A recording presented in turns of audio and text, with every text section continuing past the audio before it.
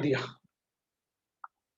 लो, recording शुरू किया और वो तो एप्लीकेशन में ना मैं कुछ पॉइंट्स डिस्कस करूंगा जो मुझे मतलब अपन से क्वेश्चंस पूछेंगे, लेकिन अपन ने थ्योरी में उसको नहीं पढ़ पाए, तो अपन एक एक करके एप्लीकेशन और कुछ थ्योरी में भी पढ़ा होगा उसको भी पॉइंट्स के थ्रू लिख सकते हैं, जिससे अपन काफी सारे क्वेश्चंस इजीली सॉल्व कर सकते हैं। That is what I mean by the application.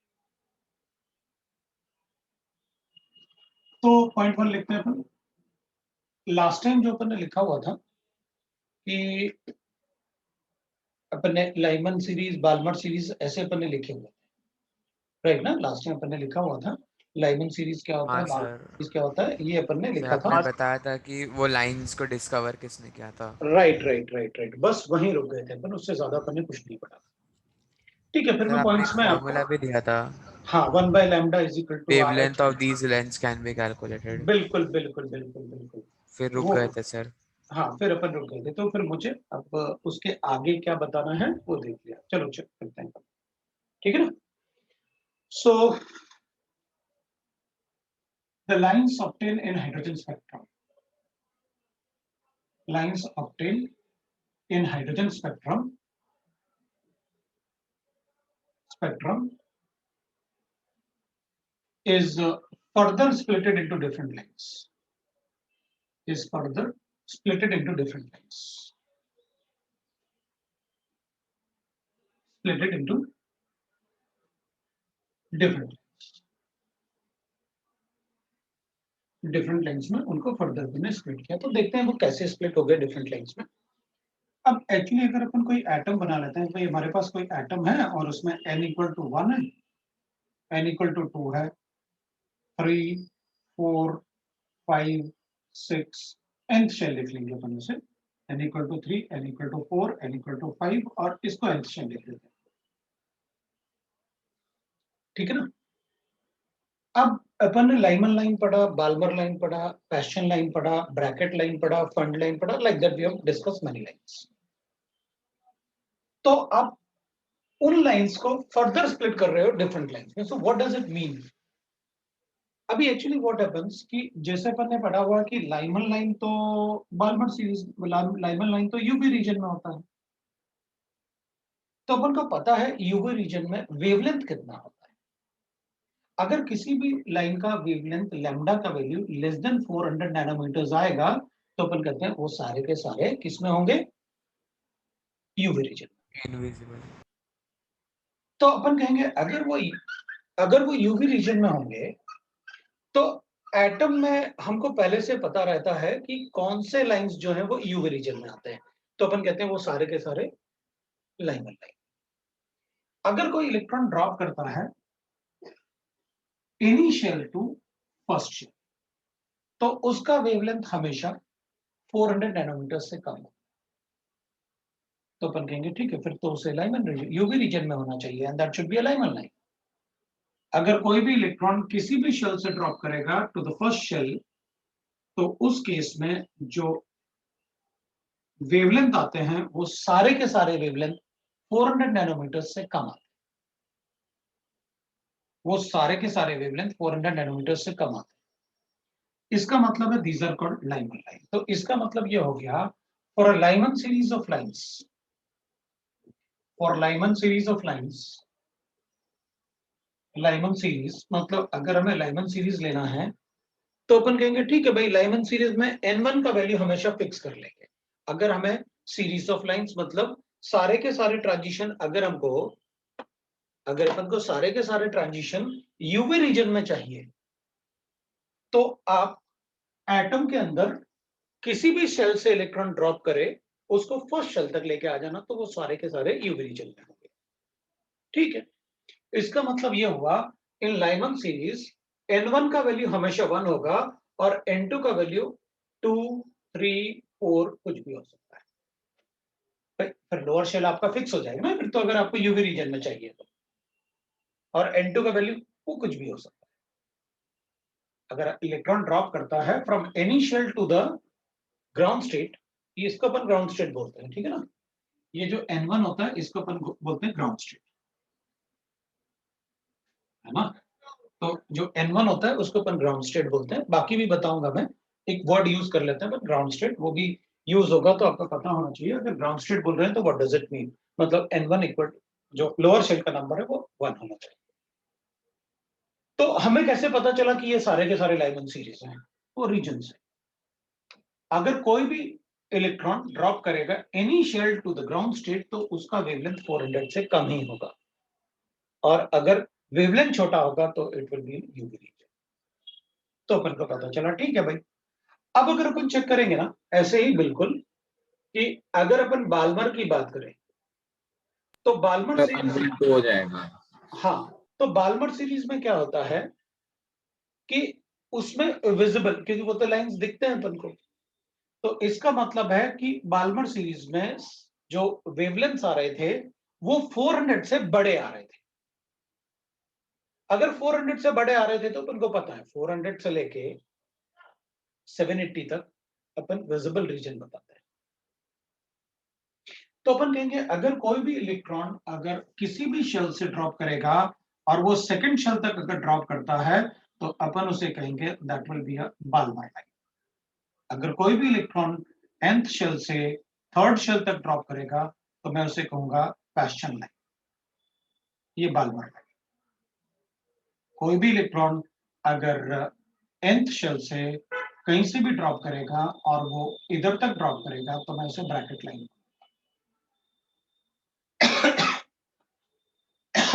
इसको मैं सर डबल टी ना? बिल्कुल डबल टी हो जाएगा, ब्रैकेट लाइन। तो इसका मतलब है बाल्मर सीरीज में N1 का वैल्यू 2 होगा, पास्चन सीरीज में N1 का वैल्यू 3 होगा। मतलब ये फिक्स हो जाएगा। अगर मुझे कोई बता दे कि भाई ब्रैकेट सीरीज में कोई इलेक्ट्रॉन ड्रॉप कर रहा है तो मुझे N1 का वैल्यू पहले से पता होगा, आपको बताने की जरूरत नहीं है।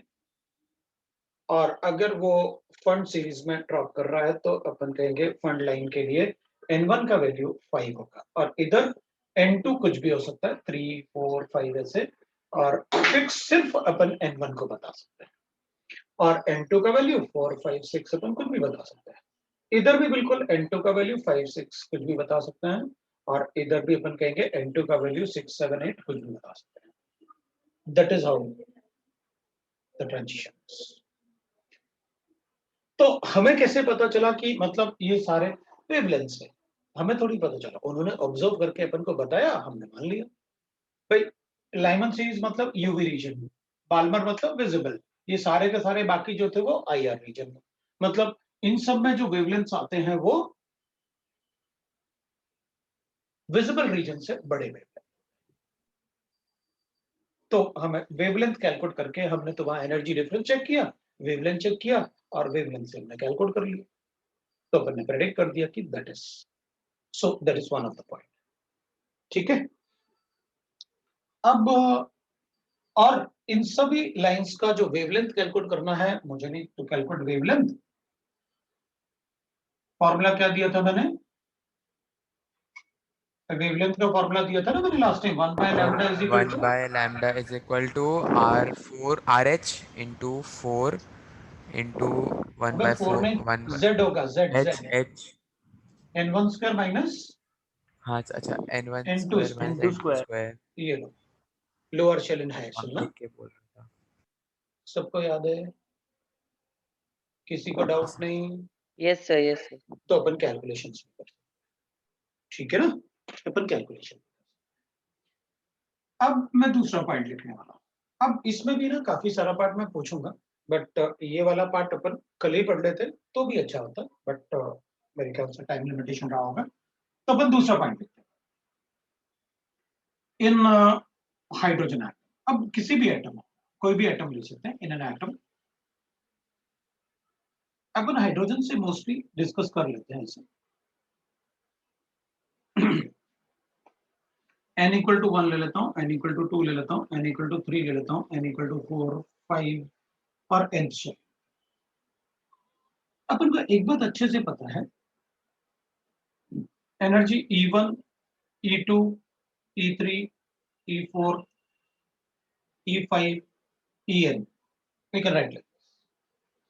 तो अपन को पता है कि इस केस में अगर मैं एनर्जी डिफरेंस लिखूंगा E1 minus E2 minus E1 कर लेते हैं, बड़े से छोटे को माइनस कर लेते हैं, E2 minus E1 will be greater than E3 minus E2, will be greater than E4 minus E3, will be greater than, like that we can. हाँ पता है अपन को, अगर हाइड्रोजन के लिए लिखोगे तो अपन को पता है ना, -13.6, -3.4, -1.5, -0.8, -0.5, ठीक है। तो आपने सही लिखा, कोई प्रॉब्लम नहीं, ये बड़ा है, इससे माइनस करोगे तो this difference will be greater than this difference will be greater than this difference, इन दोनों में डिफरेंस ज्यादा है इन दोनों से, इन दोनों में डिफरेंस ज्यादा है इन दोनों से, एंड सो। फिर मैं ऐसा भी लिख सकता हूं E2 minus E1 is less than E3 minus E1 is less than E4 minus E1 and so on। ठीक है, कोई प्रॉब्लम नहीं, हमें कोई प्रॉब्लम नहीं है, चलेगा। आपने लिखा ना डिफरेंस, एनर्जी डिफरेंस। सर सबके साइन इन्वर्स कर दिए, इक्वालिटी का साइन चेंज करने के लिए। हाँ मतलब अपन ने बस ये किया कि जैसे इन दोनों का डिफरेंस है, तो इन दोनों का डिफरेंस तो अपन को पता था, ये 10.2 होता है हाइड्रोजन, ये डिफरेंस 12.1 होता है, ये डिफरेंस अपन को पता है दैट इज 12.75। तो इस वाले पार्ट में आपने ये लिखा, फर्स्ट से डिफरेंस लिखा ना अपन ने। किसी को डाउट नहीं? तो ठीक है सर, वो तो मुझे पता है, मतलब ऑलरेडी हमें पता था कि ऐसे करना, ठीक है। सी पॉइंट, इसमें अपन क्या करेंगे, when n equal to 1 it is called ground state, n equal to 1 इसको कहते हैं अपन ग्राउंड स्टेट, इसको अपन ग्राउंड स्टेट कहते हैं। n equal to 2 is first excited state for n the equal ground state means the stablest state ना। हाँ बिल्कुल, मतलब n इक्वल टू 1 होगा तो उसकी एनर्जी सबसे कम होती है, और जिसकी एनर्जी सबसे कम होगी वो सबसे ज्यादा स्टेबल स्टेट। तो इसके लिए ये वाला जो है ना, that is first excited state, electron को एक्साइट करना, मतलब इलेक्ट्रॉन को इससे इसमें ले जाने को अपन एक्साइटेशन बोलते हैं, तो that is the first excited state. बिल्कुल वैसे ही अपन लिखेंगे, that is n equal to 2, n equal to 3 is second excited state for n equal to 1, n equal to 4 is third excited state for n equal to 1. Also I will read that n equal to 3 is first excited state for n equal to 2।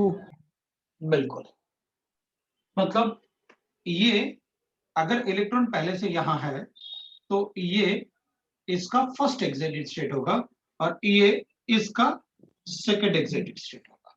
I think we got that concept कि what do you mean by the excited state? Closest ना yes sir, yes sir. कोई कुछ और भी बोल रहे हो? Sir, closest ना। हाँ क्लोजेस्ट, तो अपन ऐसे लिख सकते हैं, n equal to 4 is the second excited state for n equal to 2। Yes sir. किसी को डाउट नहीं? सबको एक्साइटेड स्टेट का मतलब समझ में आ गया? व्हाट डू यू मीन, क्योंकि ये वर्ड यूज हो गए तो अपन को पता होना चाहिए। अब एक वर्ड यूज होता है, जैसे अपन लिखेंगे डी आयनाइजेशन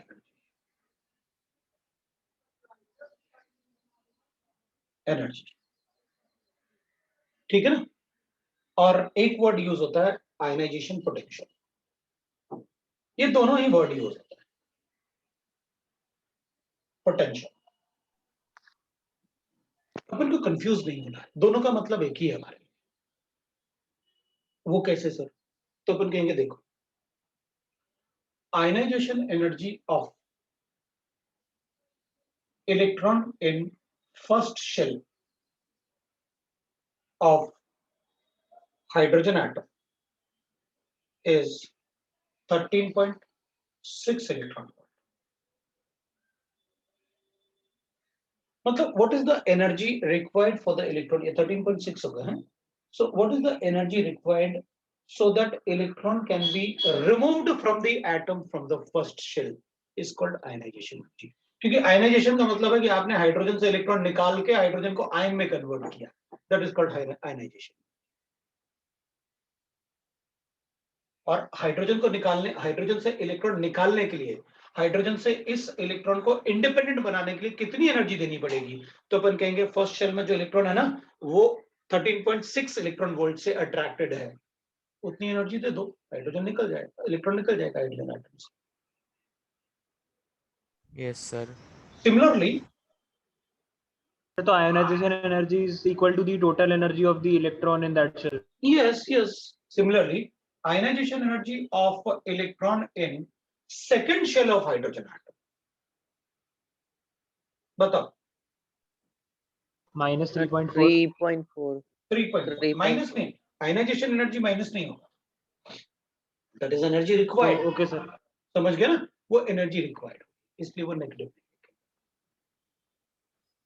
Okay, sir. तो आयनाइजेशन पोटेंशियल की बात करते हैं. पोटेंशियल का मतलब होता है कि the force by which the electron is attract. पढ़ा था ना मैंने एक बार, ऐसे करके बताया था ना मैंने, वो बैटरी लगाया था, फिर इलेक्ट्रॉन इधर, इलेक्ट्रॉन इधर, इधर से इलेक्ट्रॉन ऐसे, इलेक्ट्रॉन वोल्ट निकाला था ना मैंने, बताया था ना आपको. डी नहीं नहीं नहीं, डी ब्रॉगली में बताऊंगा आपको, अभी बताया नहीं, डी ब्रॉगली पढ़ा. क्वांटम में हाँ, वो थोड़ा आएगा आएगा आएगा. आयनाइजेशन पोटेंशियल का मतलब है एनर्जी को अपन को इलेक्ट्रॉन वोल्ट लिखना होता है, लेकिन पोटेंशियल हमेशा वोल्ट में होगा. There is a potential difference. So sir potential same value रहेगा, हाँ, सेम वैल्यू रहेगा क्या? सेम वैल्यू रहेगा. अपन कहेंगे the potential means the potential difference, potential difference used to remove electron, to remove electron from the first shell of hydrogen atom. H atom is 13.6 volt. दोनों में difference क्या है? कुछ भी नहीं, सर वो इलेक्ट्रॉन वोल्ट में है और ये वोल्ट में है, बस यूनिट का डिफरेंस. बस यूनिट का डिफरेंस है. क्योंकि एनर्जी हमेशा आपको चार्ज इनटू पोटेंशियल डिफरेंस लिखना होता है, जबकि पोटेंशियल सिर्फ वोल्टेज में लिखना होता है. That is the only difference. So अगर मुझे बताओ कितना पोटेंशियल दें, कितना वोल्टेज दें, so that electron first shell से बाहर निकल जाए, 13.6 दे दो वोल्ट. सेकेंड सेल से 3.4 वोल्ट दे दो. मतलब how much energy should be given? Okay, 13.6 electron volt. Energy होगा तो इलेक्ट्रॉन वोल्ट होगा, और पोटेंशियल होगा तो वोल्टेज होगा. That is the difference. बस दोनों में वैल्यूज में कोई डिफरेंस नहीं, बस वर्ड को बोलने का तरीका डिफरेंट है. इसमें आपने एनर्जी बोला इसलिए मैंने इलेक्ट्रॉन वोल्ट ले लिया, इसमें पोटेंशियल बोला इसलिए पोटेंशियल का यूनिट तो वोल्ट होता है. दोनों ही केस में आयनाइजेशन करना है, इलेक्ट्रॉन को रिमूव करना है. ठीक है, सो अपन ऐसे बोल सकते हैं. Sometimes the word used is binding energy. Binding energy, the energy by which the electron is binded to the nucleus. The energy by which the electron is binded to the nucleus. Sir वो भी तो यही होगा ना. सब घुमा घुमा के ऐसे ही बता रहा हूं मैं तो. Binded to the nucleus, to the nucleus, है ना? तो उसको बाइंडिंग एनर्जी कहते हैं. फॉर फर्स्ट शेल अपन कहेंगे ग्राउंड स्टेट E1 हो जाएगा, सेकेंड शेल E2 हो जाएगा. अब कोई एटम भी चेंज करोगे तो हाइड्रोजन होगा तो अपन 13.6 कहेंगे इसको, उसको 3.4 बोलेंगे. कोई दूसरा एटम तो उसके एटम के फर्स्ट शेल सेकंड शेल का एनर्जी ले लेंगे. गॉट इट ना? सबको समझ में आया? Yes sir. ठीक है भाई, तो अब मैं थर्ड पॉइंट लिखूंगा।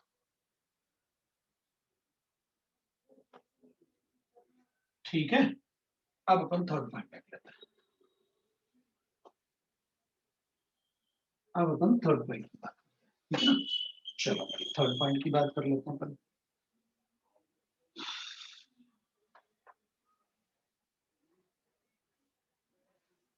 अब अपन थर्ड पॉइंट की बात करते हैं। अब थर्ड पॉइंट में लिखेंगे अपन, सपोज अपने पास ऐसे लिखा है, so number of possible ways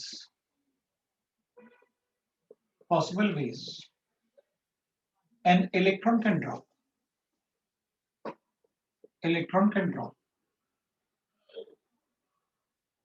from the fourth shell, fourth की जगह अपन फिफ्थ ले लेते हैं, फिफ्थ शेल, थोड़े नंबर ऑफ वेज ज्यादा होंगे, fifth shell to the ground state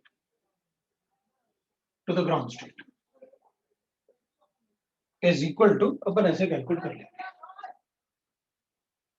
n into n minus 1 divided by 2, ऐसे कैलकुलेट कर लेंगे, where n is the number for the shell from which electron is dropping, where n is the number for the shell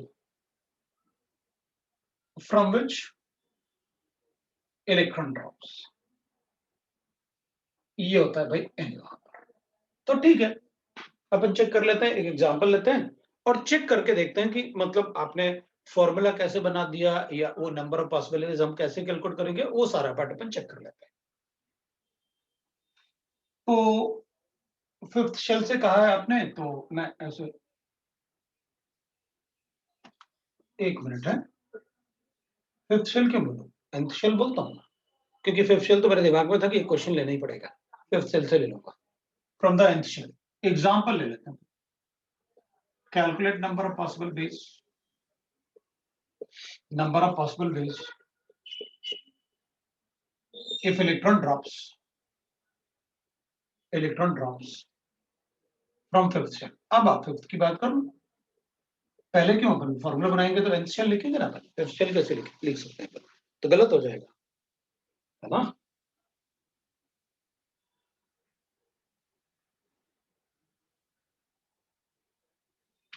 ठीक है, तो आगे देखते हैं अपन कैसे करेंगे। तो अपन कहेंगे देखो यहाँ पर n का वैल्यू मेरे पास है, आंसर के लिए अपन लिखेंगे, आंसर n इक्वल टू, तो 5 दे रखा है आपने, देयरफॉर नंबर ऑफ पॉसिबल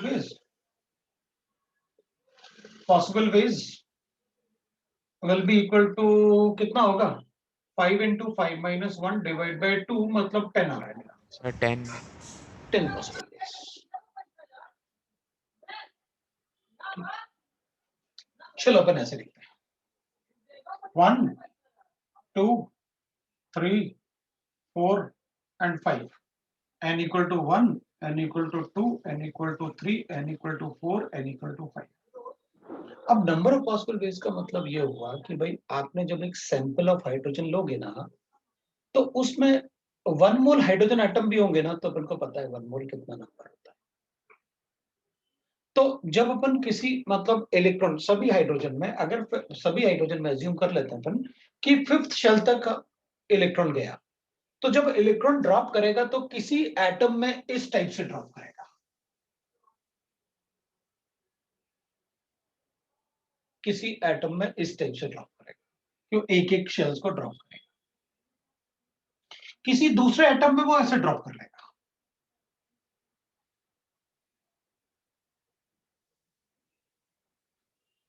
किसी थर्ड एटम में वो ऐसे ड्रॉप कर लेगा,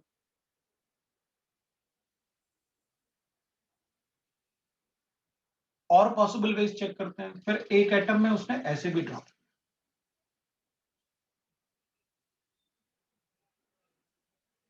किसी और एटम में उसने ऐसे ड्रॉप कर लिया, दूसरे एटम में, मतलब अब तक अपन 1 2 3 4 5 एटम यूज कर चुके हैं।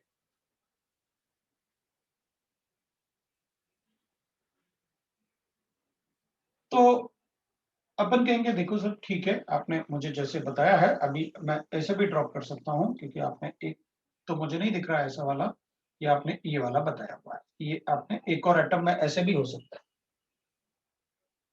ये आपने नहीं बताया था। तो अपन कहेंगे ठीक है, तो वो भी पॉसिबल वेज हो सकता है। अब अपन क्या कहेंगे, अपन कहेंगे देखो सर, यहां पर नंबर ऑफ वेज जो है ना वो 1 2 3 4 5 6 7 8 9 10 11 12 13 14 हो गए। आप तो कह रहे थे 10 है। तो अपन कहेंगे देखो भाई, इन दोनों में से मैं किसी एक, इन तीनों में से किसी एक को ही काउंट करूंगा।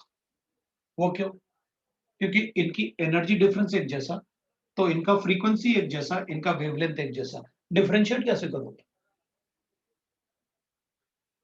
भाई? इनका तो वेवलेंथ एक जैसा होगा क्योंकि एनर्जी डिफरेंस इन दोनों शेल में एक जैसा होगा उस एटम में। तो इनका वेवलेंथ एक जैसा, इनका फ्रीक्वेंसी एक जैसा, इनका एनर्जी एक जैसा, तो आपको कैसे पता कि ये अलग अलग है? ये तो एक ही होंगे हमारे लिए।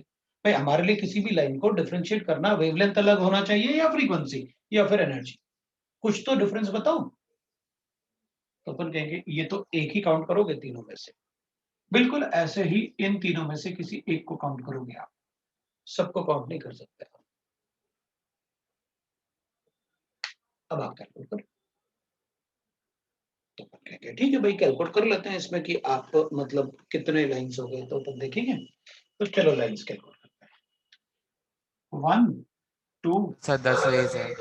हो गए, 5 हाँ सर। 6 7 8 9 और ये 10 हो गए भाई, देख लो ये 10 लाइंस। करेक्ट है। अब अपन क्या करेंगे, अपन ऐसे नहीं लिखेंगे, अपन ऐसे लाइन काउंट नहीं करने वाले। अगर अपन से कोई कहेगा भी ना कि नंबर ऑफ पॉसिबल लाइंस बताओ, अपन ऐसे कैलकुलेट नहीं करने वाले कि भाई 10 है और वो डायग्राम बनाएंगे और देखेंगे कौन सा सही है। इतना करेंगे तो हमारे 2-3 क्वेश्चन हो जाएंगे इतनी देर में। अपन क्या करेंगे, अपन इसको शॉर्ट, अपन कहेंगे देखो सर 5 से इलेक्ट्रॉन ड्रॉप करेगा, फिफ्थ शेल में है, तो एक बार अपन लिख लेते हैं 5 से 4, 5 से 3, 5 से 2 और 5 से 1। 5 से इतने ही हो सकते हैं ड्रॉप, और वो आपने बना रखे 5 से 4, 5 से 2, 5 से 3, 5 से 2, 5 से 3, 5 से 2 और 5 से 1। ये डायरेक्ट बनाया आपने 4। और फिर बना लेंगे अपन कैसे, एक बार 4 से 3, 4 से 2 और 4 से 1। 3 ये हो गए। फिर अपन थोड़ा ऐसे कर लेता हूँ, 4 से 2 और 4 से 1। और फिर अपन लिखेंगे 3 से 2, 3 से 1 3 से 2, 3 से 1, और फिर 2 से 1। लो भाई हो गया सर। 10। हाँ सर। और ऐसा लिखने से बड़ा जल्दी अपन लिख भी लेंगे, और अपन को लिखने से एक फायदा हो जाएगा। अपन कहेंगे 4 लाइंस तो लाइमन सीरीज में है, 3 लाइंस तो बाल्मर सीरीज में है, 2 लाइंस तो पैस्टन सीरीज में है, और एक लाइन तो ब्रैकेट। मतलब ऐसे अपन जल्दी से बता भी सकते हैं। कभी कभी पूछेगा how many lines in the Balmer series, अच्छा 2 तक, जो भी 2 तक है सब काउंट कर लो, है ना? तो अपन कहेंगे हाँ सर। भाई इसमें अपन को एक फायदा और हो जाएगा ना, अपन फटाफट बता देंगे कितने लाइंस। सो इसमें there are 4 lines in line series, series of lines, और 5 line in 3 lines, 1 2 3 in Balmer series, in Balmer. बाकी अपन लिख लेंगे, बाकी सारे लिखने की जरूरत नहीं है मुझे, अपन लिख लेंगे। अब अगर मान लो अपन ने कहा, मान लो अपने पास गिवन है ऐसे, तो मैंने आपसे कहा ये 10 लाइंस है आपके पास। So the transition which has maximum wavelength, transition मतलब किस ट्रांजिशन में मैक्सिमम वेवलेंथ आएगा अपन को? So the transition with maximum wavelength, with maximum wavelength. आप लोग आराम से कैलकुलेट करो, सब लोग आंसर देना। Transition with minimum wavelength, transition with maximum frequency,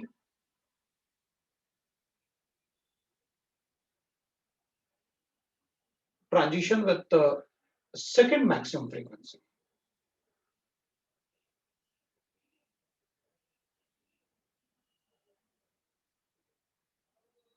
transition with the shortest frequency.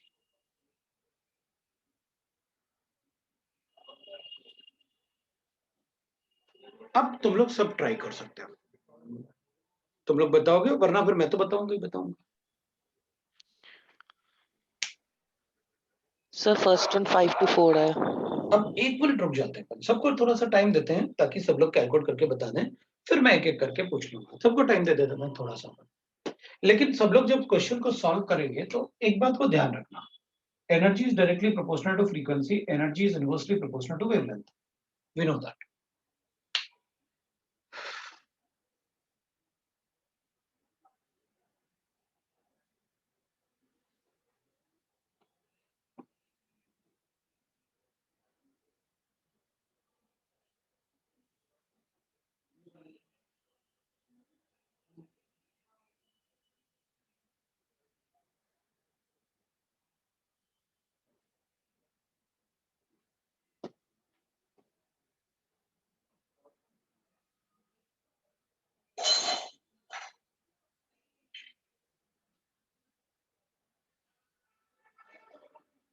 लिखें, सबने लिख लिया?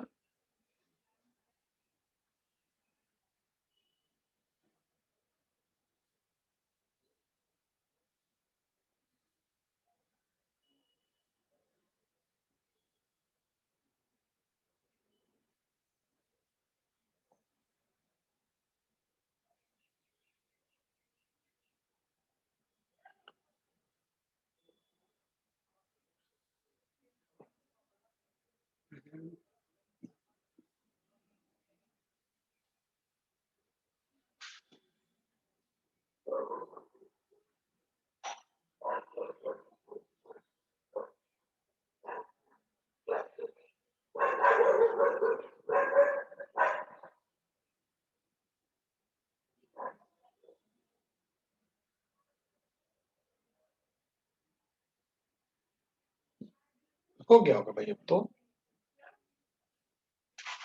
हाँ सर, जितने भी लाइंस बाल्मर सीरीज में आएंगी या लाइमन में आएंगी, उन सबका वेवलेंथ एक ही होगा क्या?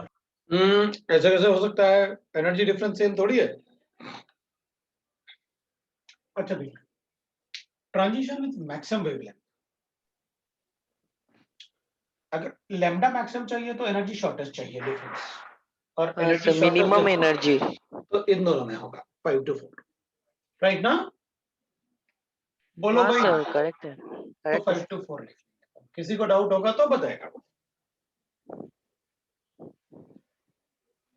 मिनिमम वेवलेंथ मतलब ये छोटा चाहिए तो ये सबसे बड़ा चाहिए डिफरेंस, तो वो 5 to 1 होगा, उससे ज्यादा एनर्जी डिफरेंस नहीं हो सकता भाई। अगर हाइड्रोजन होता तो ये -13.6 होता और वो 0.85 होता, 0.85 के 0.50 होता है, बहुत ज्यादा होता है। तो 5 to 1 मैक्सिमम फ्रीक्वेंसी मतलब मैक्सिमम एनर्जी, ये तो सेम हो गया। तो मैक्सिमम फ्रीक्वेंसी मतलब मैक्सिमम एनर्जी, दे डायरेक्टली प्रोपोर्शनल, ये भी 5 to 1। आपने कहा सेकंड मैक्सिमम फ्रीक्वेंसी, तो सेकंड मैक्सिमम एनर्जी डिफरेंस बताओ भाई क्या होगा? 5 to 2. Sir 4 to 1। 4 to 1।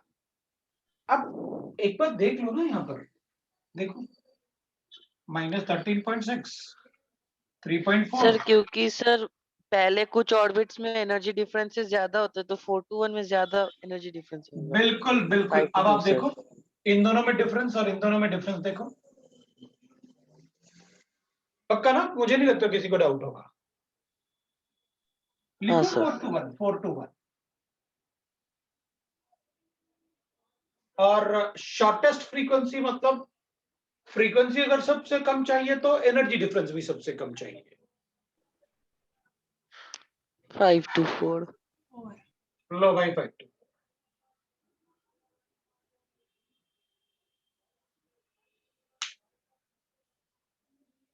किसी को डाउट है तो बताओ।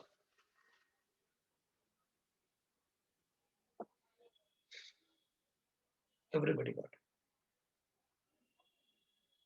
किसी को डाउट नहीं, सबको समझ में आया? ठीक है भाई, फिर ये एक पॉइंट था अपना जिसमें अपन ने ऐसे कैलकुलेशन। चलो दूसरा point,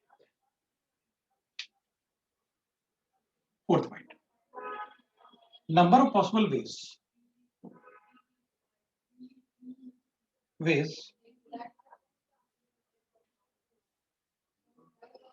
when electron exchange, when electron drops, an electron drops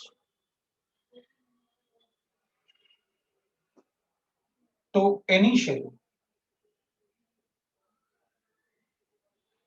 but not to the ground state, not to ground state,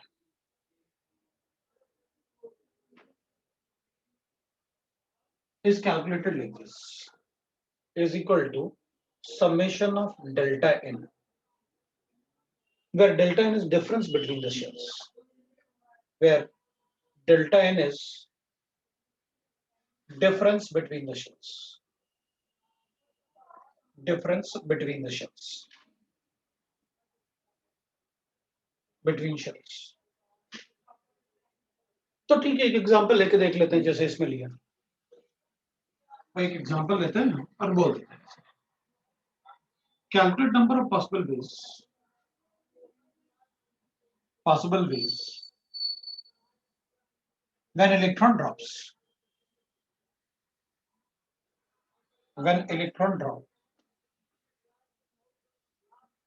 from fifth shell to second shell, ये कैलकुलेट करेंगे।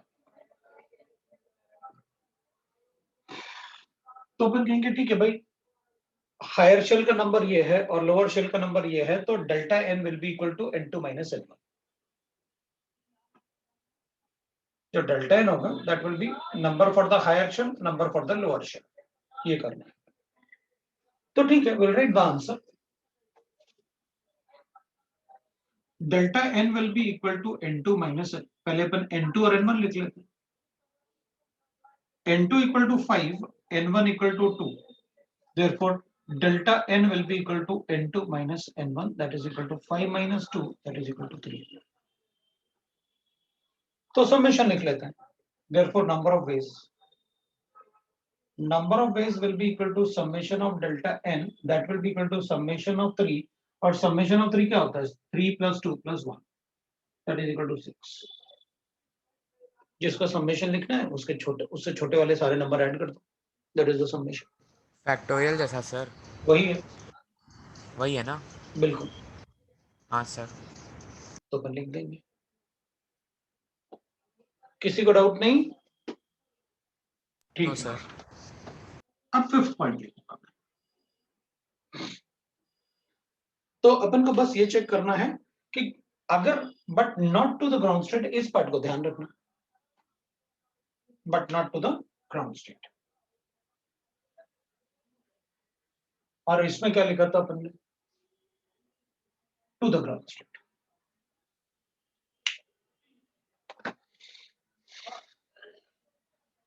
नंबर ऑफ पॉसिबल वेज, फिर number of possible ways, दो तो हो गए, अब क्या लिखें अपन, possible ways an electron can drop, an electron can drop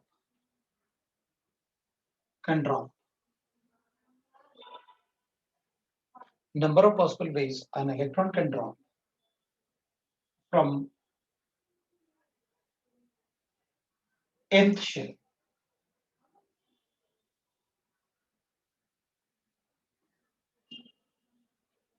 to ground state। ठीक है, तो आप लिख चुके हैं सर, तो ठीक है, अपन यहां पर ऐसे लिखते हैं, in an isolated gaseous atom।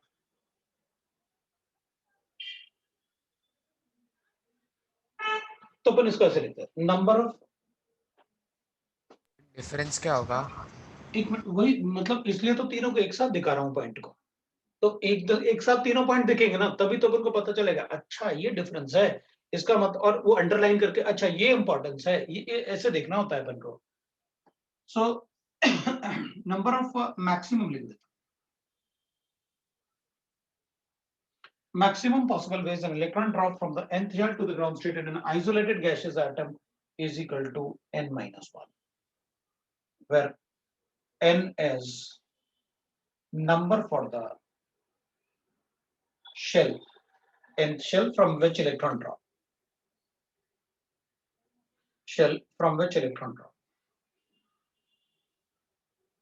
electron drop। चलो देखते हैं ये है क्या। अच्छा देख, अब मेरे पास ऐसे गिवन था, एक एग्जांपल लिया मैंने, calculate number of possible veg, calculate maximum number of possible veg, number of possible ways an electron can drop in isolated gaseous atom,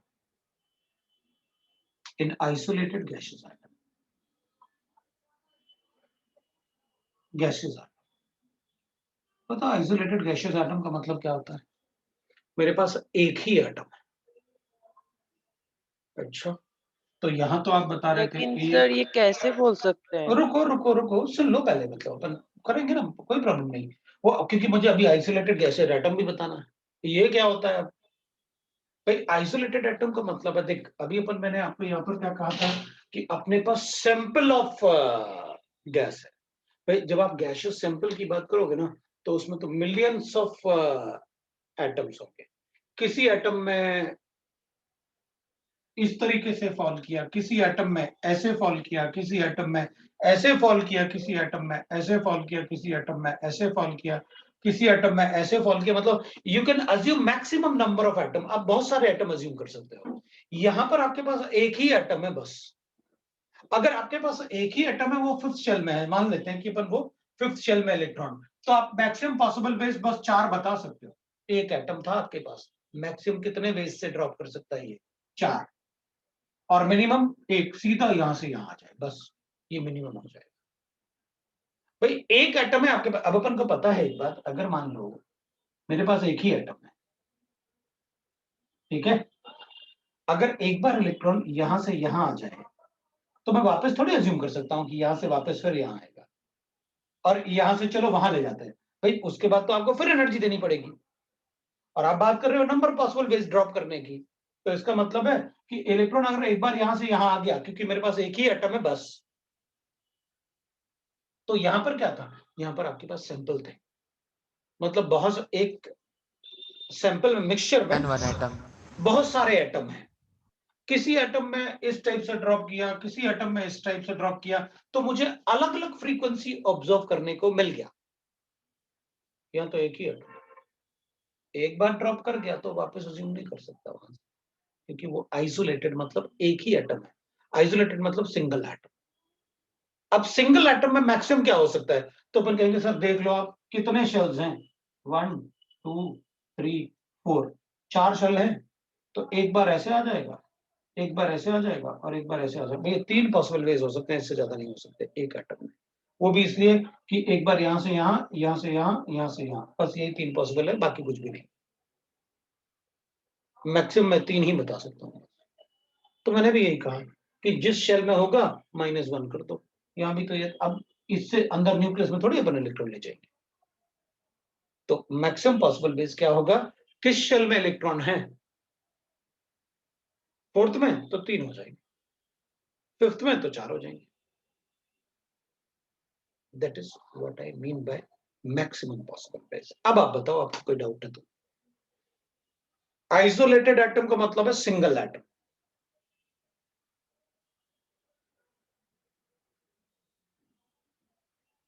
किसी को डाउट नहीं? ठीक है बस, means electron can drop in an isolated atom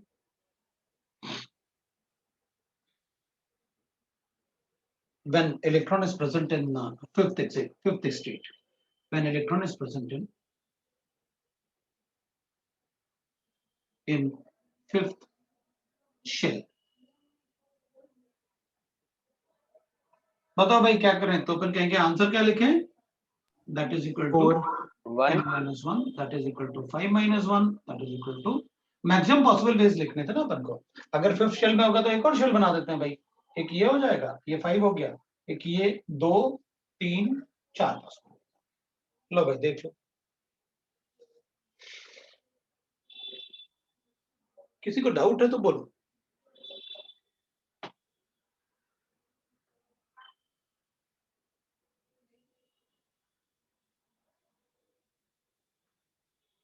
no sir, no doubt.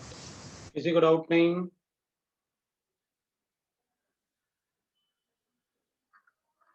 किसी को doubt है तो बोलो। किसी को डाउट, सबको समझ में आ गया। तो फिर चलो अपन एक मतलब मैं थोड़ा अच्छा क्वेश्चन ले लेता हूँ, है ना, क्योंकि इस टाइप से तो मैंने आपको अभी बताया है कि आइसोलेटेड एटम मतलब एक ही एटम लिखेंगे। अब मान लो मुझे ऐसे गिवन, ठीक है, मान लो अपन एक क्वेश्चन लिखते हैं, क्योंकि ये तो बड़ा इजी ऐसे क्वेश्चन, लेकिन इस बात का ध्यान रखना है, मतलब जैसे अपन को समझ में आया, nth shell to the ground state, nth shell to the initial but not to the ground state, और इसमें इस वर्ड को ढूंढ के रखेंगे भाई, अगर आइसोलेटेड गैसियस एटम होगा तो क्या करना है।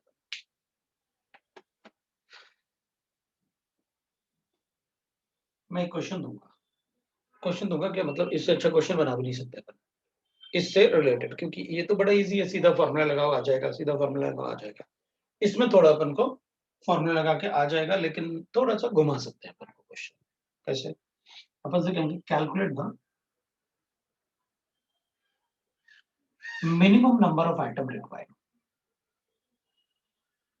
Number of item required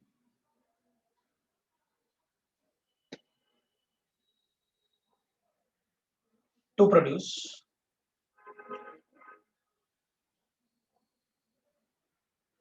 eight lines when the electron is present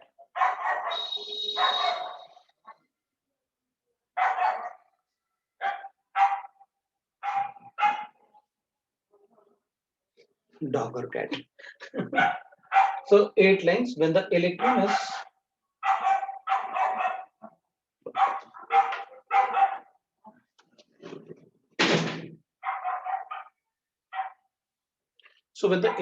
is present in fourth excited state of isolated atom, fourth excited state of an isolated atom, fourth excited state of an isolated atom. अब देखो अपन ने क्या कहा भाई, fourth excited state. अब मैं ना उसको क्वेश्चन को सॉल्व करने के लिए थोड़ा सा स्पेस बनाता हूँ, यहाँ ले लेता हूँ, है ना, क्योंकि अपन को सेंटेंस तो दिख ही रहे हैं, अपन को कोई प्रॉब्लम नहीं, सेंटेंस दिख रहे हैं तो, है ना।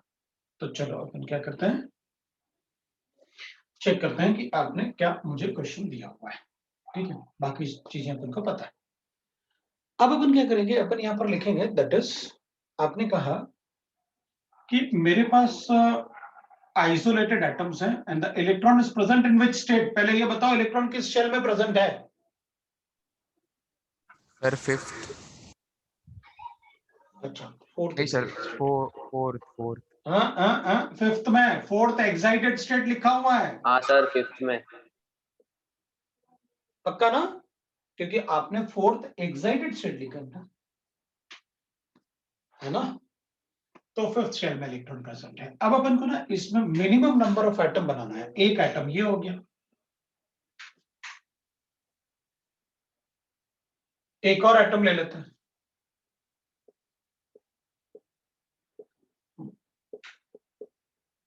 एक और एटम ले लेते हैं। तो कितने एटम अपन को लेने पड़ेंगे कि दो ही काफी है सर। 8 डिफरेंट लाइंस आ जाए? हाँ 8 लाइंस मिले अपन को, तो कितने एटम ले लें? तो अपन कहेंगे देखो मिनिमम एटम पूछा है आपने सर, तो मैं 1 2 3 4 4 इसमें हो गए। अब अपन कहेंगे 1 2 3 4 इसमें हो गए, तो अपन कहेंगे एक बात बताओ, ये 4 ही तो हुए, 2 4 कैसे हो गए? भाई इन दोनों की एनर्जी सेम, इन दोनों की एनर्जी सेम, इन दोनों की एनर्जी सेम और इन दोनों की एनर्जी सेम, तो डिफरेंट कैसे हो गए? आप जो एनर्जी डिफरेंस एक एटम में ले चुके हो वो दूसरे में नहीं ले सकते, और आपको एक ही एटम में मैक्सिमम लाइन बनाने की कोशिश करनी है, क्योंकि आपने यहां पर ये वर्ड यूज किया है। वरना मैं कहूंगा एटम एटम ले लो, एक एक करके देख लेना जो मर्जी चाहे आप। तो अपन कहेंगे आपने मिनिमम नंबर ऑफ एटम बताना है, आप ये वाला लाइन नहीं ले सकते, आपको क्या करना होगा, अब अलग लाइन लेना होगा। तो अपन कहेंगे ठीक है भाई, कोई बात नहीं, इसमें से ये वाला लाइन तो नहीं लिया ना आपने, दो इसमें होगी, ये तो अलग होगी ना इनकी फ्रीक्वेंसी, तो इनसे हाँ होगी, तो 4 इसमें हो गई लाइन्स और 2 इसमें हो गई। और बना लेता हूं, 1 2 3 4 5, तो एक ऐसे कर लेता हूं, इससे ज्यादा बन भी नहीं सकते क्योंकि ये तो बना ही चुके हो आप। अगर मैं ऐसे भी बनाऊंगा तो भी एक ही आएगा, क्योंकि ये वाला और ये वाला तो सेम हो जाएगा, ये वाला और ये वाला सेम हो जाएगा, तो एक ही लाइन बनेगा इसमें। तो फिर अपन कहेंगे अच्छा, फिर कम से कम 4 एटम तो लेने ही पड़ेंगे आपको, क्योंकि इसमें मैं मैक्सिमम 4 लाइन बना सकता था, 5th शेल में था इलेक्ट्रॉन, तो इसमें 4 लाइंस आ गए, इसमें 2 लाइंस आ गए, इसमें किसी भी फॉर्म में लिखो आप एक से ज्यादा लाइन नहीं बना पाओगे जो इन सबसे डिफरेंट होगा। तो एक लाइन इसमें आ गया, तो ये एटम 3 हो गया, और एक एटम 4 ले लो तो 8 लाइंस बन जाएंगे, मतलब कम से कम अपन को राइट ना 4 एटम तो लेना ही होगा। तो 4 एटम, इसमें भी एक लाइन आ जाएगा। लो भाई 8 लाइंस बनाने के लिए आपको क्या करना पड़ा देख लो आप। तो आंसर मेरा यहां पर 4 आ रहा है। How many atoms? 4 एटम्स। देखो भाई, अगर किसी को डाउट है तो बोलो। बना बना के देखना पड़ेगा ऐसे। इसमें तो बना के ही देखना पड़ेगा, क्योंकि अपन से नंबर बहुत ज्यादा नहीं पूछेंगे, इसलिए मैंने तो मतलब वैसे पूछ लिया, वरना वो पूछ ले 7 लाइन 6 लाइन इस टाइप से क्वेश्चन पूछ ले, तो बना के ही देखना पड़ेगा। सर तो जब भी Okay, मिनिमम sir. पूछेंगे तभी सबसे कम लाइंस बनाना पड़ता है ना? मिनिमम ही पूछेंगे, वरना मैक्सिमम क्यों पूछेंगे यार? वरना अपन कहेंगे 8 आंसर, अब बताओ क्यों गलत है। मैं तो सब में एक एक बनाऊंगा, मेरी मर्जी, फिर अपन क्या करेंगे? तो मिनिमम तो 100% वर्ड यूज करेंगे, वो उसके बगैर क्वेश्चन का कोई मतलब नहीं होगा ना भाई। मैक्सिमम तो मैं कितने भी बना सकता हूँ, क्या फर्क पड़ेगा? फिर तो मैं कहूंगा कोई भी तो आंसर हो 5th जाए। शेल से Maximum ग्राउंड मतलब स्टेट sir, में डायरेक्ट नहीं गिरा सकते क्या? गिरा सकते हैं ना, इस वाले में ना, या इसमें ना, हाँ सर। हाँ कर सकते थे, कोई प्रॉब्लम नहीं। मैं तो मिनिमम एटम लेने की कोशिश करने के लिए जो इसमें ट्रांजिशन नहीं लिखे वो बनाने की कोशिश कर रहा था कि शायद और आ जाए। भाई एक डायरेक्ट तो ले ही सकते थे, लेकिन एक ही बनेगा ना उसमें भी, इसमें भी एक ही बना। सर मैक्स होता तो कितना आंसर होता? मैक्सिमम इनफाइनाइट होता। नहीं, मैक्सिमम Finite. होता तो मैं कहता 8 भाई होता ना 8। भाई 8 तो हो ही सकता है, सब में एक एक बनाऊंगा मैं तो, मेरी मर्जी। तो वो अपन अलग हो जाता फिर कि भाई मतलब कैसे, अपन एक बार यहाँ ड्रॉप करते फिर यहाँ ले लेते, फिर अपन कहते एक बार यहाँ एक बार यहाँ और फिर एक बार यहाँ ले लेते। तो अपन अपनी मर्जी से फिर कुछ भी हो सकता है आंसर, वो एग्जैक्ट कोई क्यों बताएगा आंसर कि कितना होगा? फिर तो मैं कुछ भी ले सकता हूँ। सर हेलो हाँ बोलो। सर, मैं डिस्कनेक्ट हो मतलब वीडियो ही चला गया था आपका उसमें, तो फिर ये एक बार वापस समझा दो ना, ये लाइन बनाने वाला।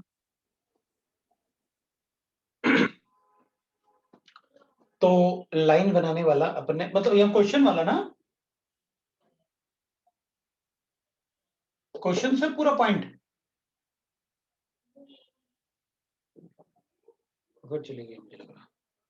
अच्छा, calculate the minimum number of atoms required to produce 8 lines when the electron is present in the 4th excited state। तो अपन ने कहा भी इलेक्ट्रॉन है 4th excited state में और मिनिमम नंबर ऑफ एटम बताने हैं अपन को, तो अपन क्या करेंगे, एक एटम में मैक्सिमम लाइन बनाने की कोशिश करेंगे। तो अपन कहेंगे देखो भाई, ये तो है कि भाई n-1 से तो मैं कैलकुलेट कर लूंगा कि भाई एक एटम में मैक्सिमम कितनी लाइन बना सकते हो आप, n-1 बना दिया अपन ने कि इसमें 4 आ गए अपने पास।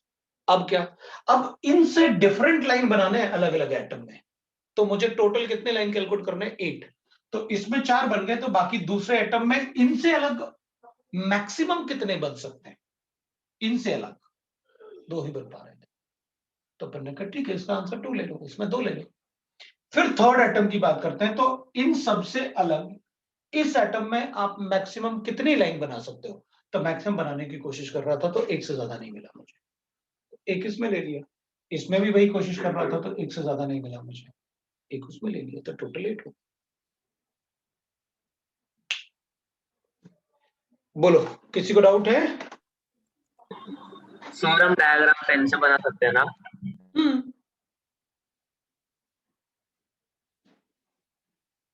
किसी को डाउट नहीं? अब बोलो भाई, तो फिर मैं आगे डिस्कस करूंगा।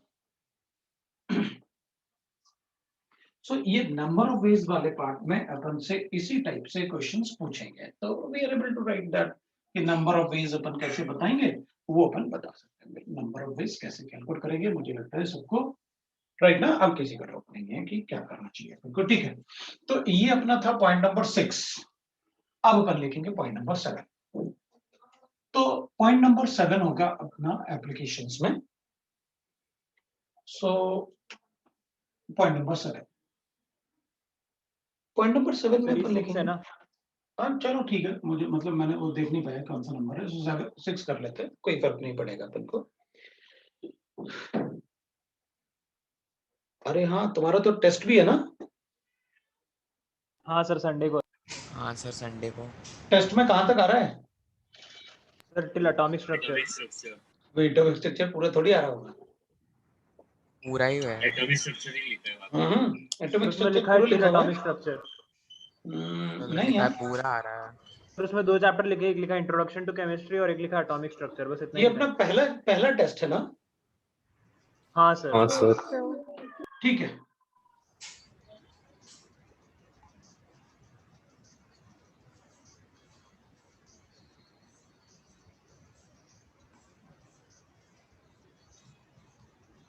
Okay sir. ठीक है ना? तो up to photo electric effect मतलब बोर थ्योरी नहीं आएगी। हाँ सर। ठीक है, तो अपन up to photo electric effect लेंगे टेस्ट में, मतलब क्योंकि तुम्हारा टेस्ट जो है वो बी फेज वालों के साथ हो रहा है ना, बी फेज वाले मतलब मुझे नहीं लगता कि फोटो इलेक्ट्रिक इफेक्ट तक उन्होंने किया होगा, तो फोटो इलेक्ट्रिक इफेक्ट के साथ है तो अपन उनके साथ ही अपना टेस्ट होगा, तो अपन बता देंगे। ठीक है, इस टेस्ट में आपका और जो क्वेश्चन पेपर होगा मुझे लगता है वो मेंस पैटर्न होगा इस बार वाला, तो मेंस पैटर्न होगा तो ऑब्जेक्टिव होंगे टेस्ट, तो ऑब्जेक्टिव में देयर विल बी 20 ऑब्जेक्टिव और 10 सब्जेक्टिव। ठीक है, ये सारे करने हैं आपको, इनमें से एनी 5, सारे नहीं करना, सिर्फ 5 करना। सर चॉइस है ना हम लोग का? मेरे ख्याल से 10 में से 5 तो चॉइस है, उसे विश्वास नहीं हो रहा। हाँ चॉइस सर वही बोल रहे हैं, 10 में से कोई भी 5। कोई भी 5 करने हैं।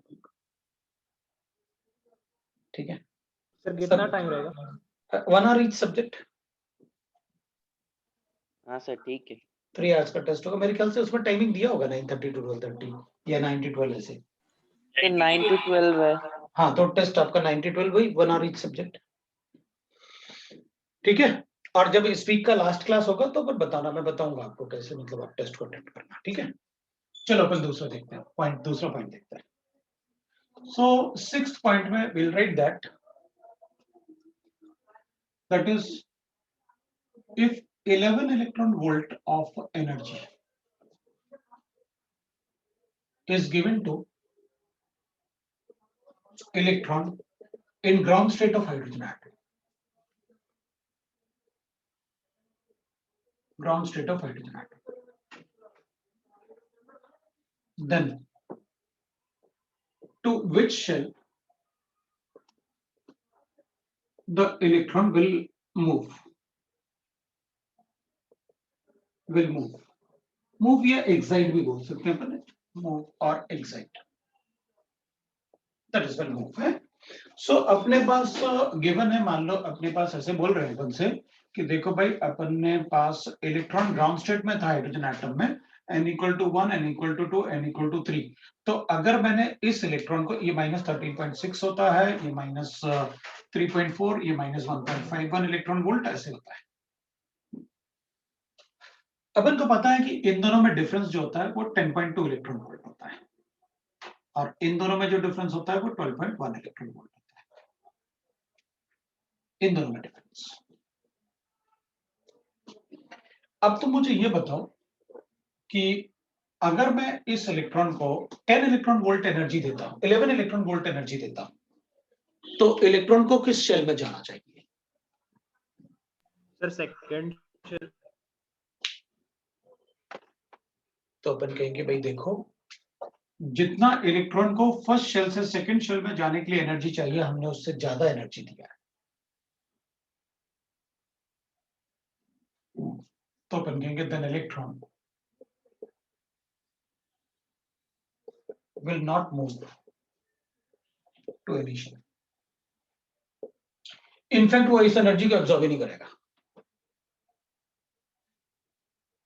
since it will not absorb this energy.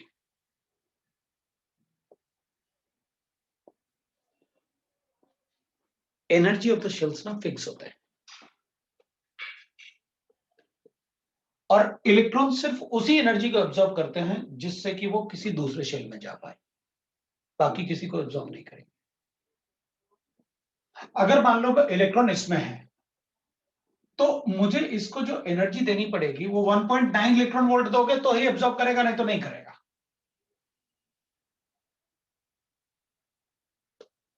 ऊपर भी लिख सकते हैं अपन यहाँ पर कि ठीक है सर 9.1 से अगर कम देंगे तो, हाँ तो डिफरेंस चेक कर लो और कितना है। इलेक्ट्रॉन जिस शेल में है उस शेल से वो नेक्स्ट शेल में तभी जाएगा जब हम उसे एक पर्टिकुलर एनर्जी को देंगे, और वो एनर्जी डिफरेंस होना चाहिए, otherwise it will not move to any shell.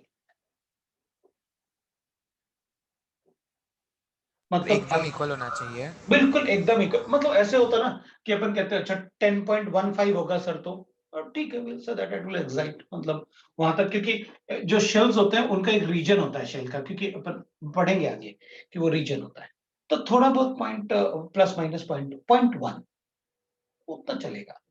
10.2 है, अगर 10.1 दिया चलो ठीक है, उतना तो हो जाएगा, या 10.3 दिया चलेगा, लेकिन it can not be like that कि 10.5 दिया तो no, it will not absorb that energy, then it will not absorb that energy, because energy, और that's why we say that ना, आपको याद होगा एक पार्ट, अब मैं वहां पर वो वर्ड, ये सेंटेंस बोल सकता हूँ, आपको याद है मैंने एक बार आयरन रॉड को हीट किया था और आपसे कहा था इसमें विबग्योर नहीं दिखता मुझे। हाँ सर। पहले रेड दिखता है, हाँ फिर सर, येलो दिखता है, उसके बाद ब्लाइंड ब्लू, के लिए। बस खत्म। पता क्यों? क्योंकि उसने सिर्फ उन्हीं वेवलेंथ को एब्जॉर्ब करना है जिससे कि इलेक्ट्रॉन एक पर्टिकुलर ट्रांजिशन तक जाएगा, बाकी एब्जॉर्ब नहीं करेगा, सारे वेवलेंथ नहीं करता। दैट्स व्हाई प्लैंक से दैट कि बॉडीज एब्जॉर्ब और इमिट रेडिएशंस डिसकंटिन्यूअसली, सारे रेडिएशन इमिट नहीं करती कोई भी बॉडी और एब्जॉर्ब नहीं करती कोई भी बॉडी, डिसकंटिन्यूअस होता है। These are the regions, these are the experiment by which they have given the experiments, but we have given the definitions कि ऐसा क्यों होता है, right? So it will remain in the ground state, it will not go to any shell, so the electron will not move to any shell and will remain in the ground state, remain in its shell, जिस shell की आप बात कर रहे हो उसी shell में रहेगा। इधर आप ग्राउंड स्टेट की बात कर रहे थे, वो ग्राउंड स्टेट में रहेगा, तो तुम बता सकते हैं।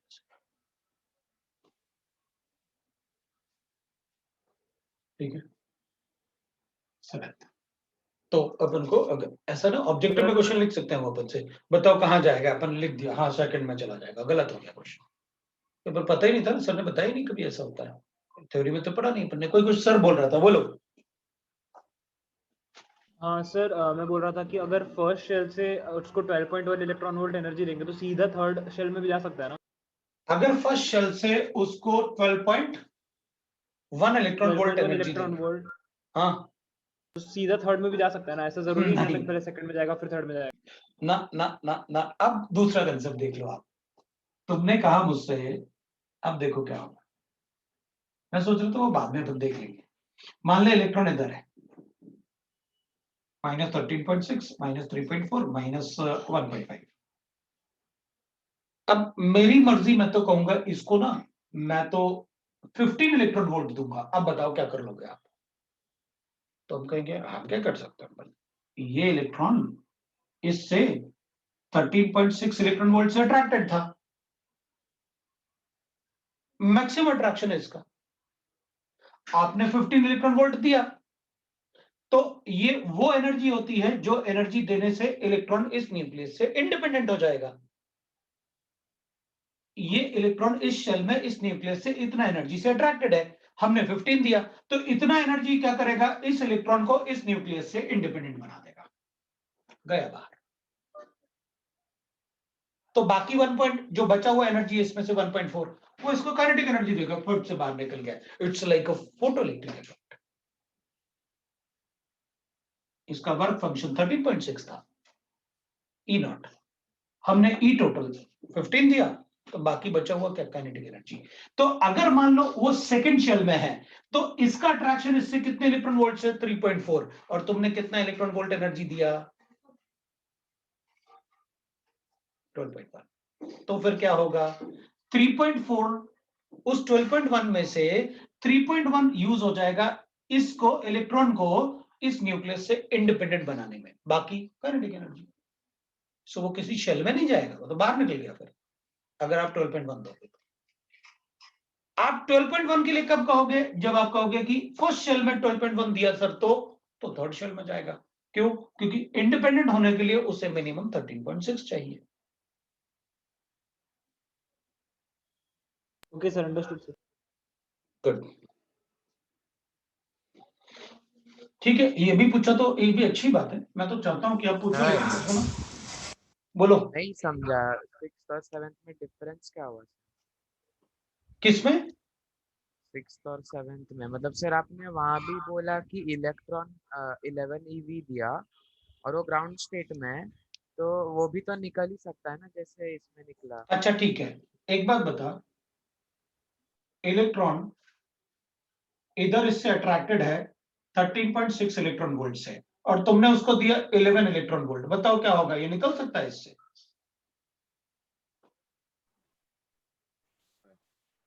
नहीं सर। नहीं निकल सकता।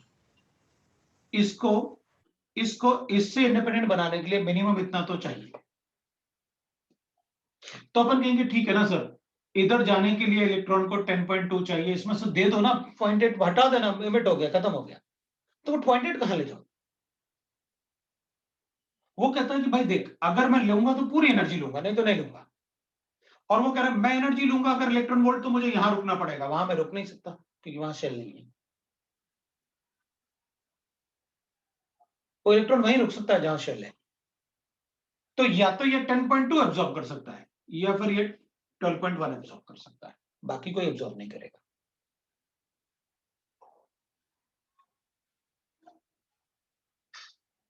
राइट ना? सर अगर 13.6 से ज्यादा हुआ तो छोड़ ही देगा इलेक्ट्रॉन, मतलब छोड़ ही जाएगा। हाँ, तो उस पार्ट में मैं कहूंगा कि अगर आपने 15 इलेक्ट्रॉन वोल्ट दिया, तो फिर इसमें से 13.6 इससे इंडिपेंडेंट हो गया, उसने छोड़ दिया इलेक्ट्रॉन। अब इलेक्ट्रॉन का मेरे से कोई अट्रैक्शन नहीं है 13.6 यूज होने के बाद। हाँ सर, मतलब 13.6 से ज्यादा हुआ तो मूव नहीं करेगा, डायरेक्ट निकल ही जाएगा। बाहर उसी को तो कहते हैं अपन आयनाइजेशन।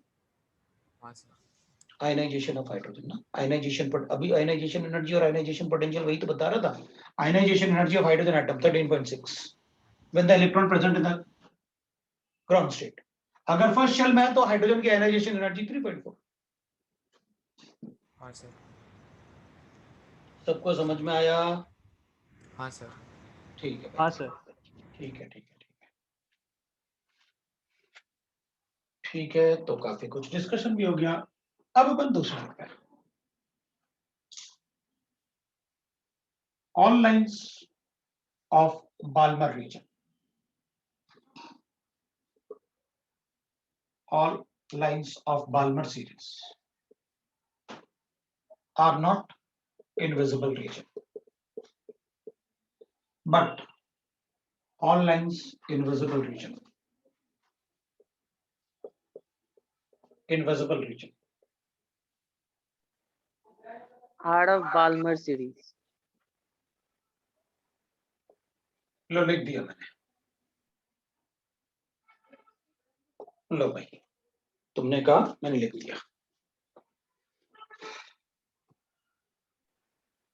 तो अपन कहेंगे ठीक है सर, आप मतलब बता दो कैसे क्या करना है, हम देख लेते हैं. अच्छा देखो, अब होता क्या है ना, हमें एक बात पता है, we know that visible region क्या होता है, 400 नैनोमीटर्स टू, इधर लिख देता हूं 780 नैनोमीटर्स. मतलब इस वेवलेंथ में होगा तो ही मुझे दिखेगा इलेक्ट्रॉन, नहीं तो नहीं दिखेगा.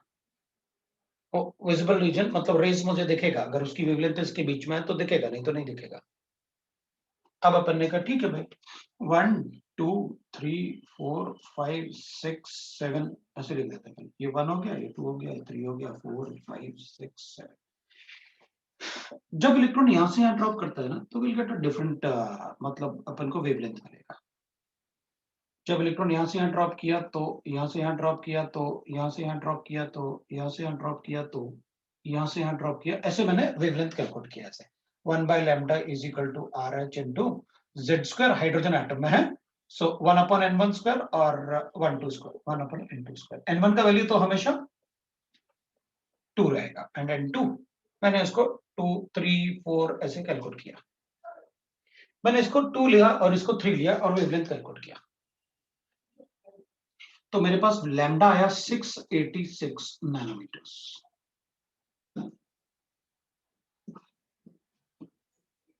फिर मैंने इसको कैलकुलेट किया, तो मेरे पास लैम्डा आया 484 नैनोमीटर्स. मैंने इसको कैलकुलेट किया तो मेरे पास आया 436 नैनोमीटर्स. मैंने उसको कैलकुलेट किया तो मेरे पास आया ये 410 नैनोमीटर्स. जब मैंने ये कैलकुलेट किया तो मुझे आया 390 नैनोमीटर्स. हाँ, वो एनर्जी डिफरेंस बढ़ रहा था तो वेवलेंथ छोटा हो रहा था. इसमें एनर्जी डिफरेंस कम होगा, इसमें ज्यादा होगा, इसमें और ज्यादा होगा, इसमें और ज्यादा होगा, इसमें बहुत ज्यादा होगा.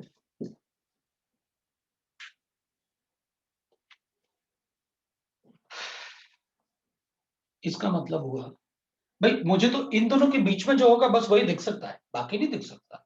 इसका मतलब है 8 to 2 9 to 2 10 to 2 उन सबका वेवलेंथ इससे छोटा होगा, और ये भी 400 से छोटा है, मुझे नहीं दिखने वाला.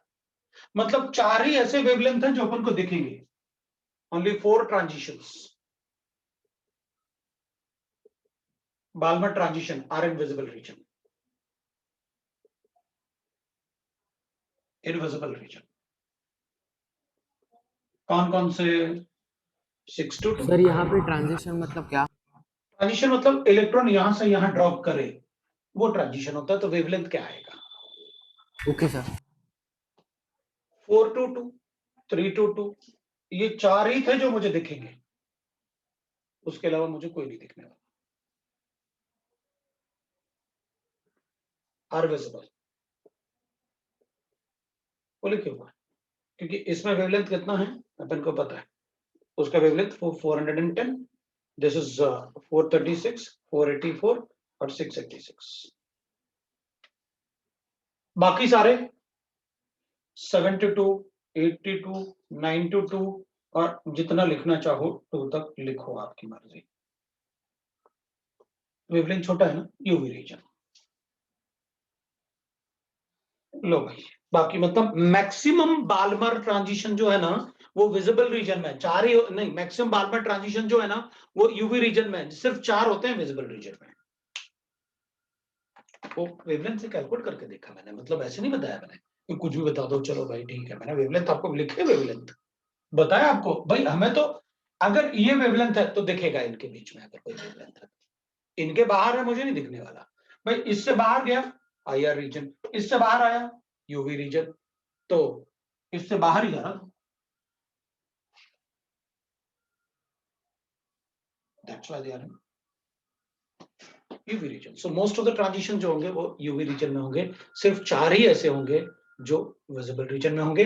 इसलिए अपन ने सेंटेंस में लिखा all lines of the Balmer series are not in the visible region because maximum are in UV region, but all lines of the visible region are Balmer, क्योंकि वो 6 to 2 ऐसे हो रहे थे.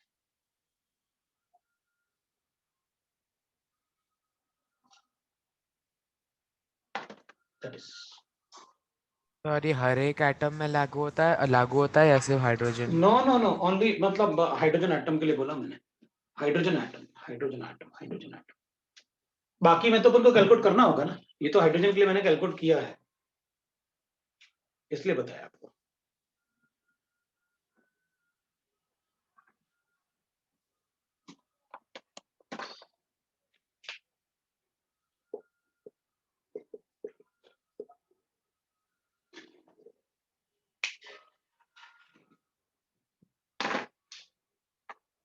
ठीक है, अब आज इतना ही पढ़ते हैं. नेक्स्ट क्लास में फिर कंटिन्यू करेंगे इसको. होमवर्क आपके पास है, एक डीपीपी है, उसको अपन करेंगे. अरे यार तुम ना, वो लास्ट में बोलता है कि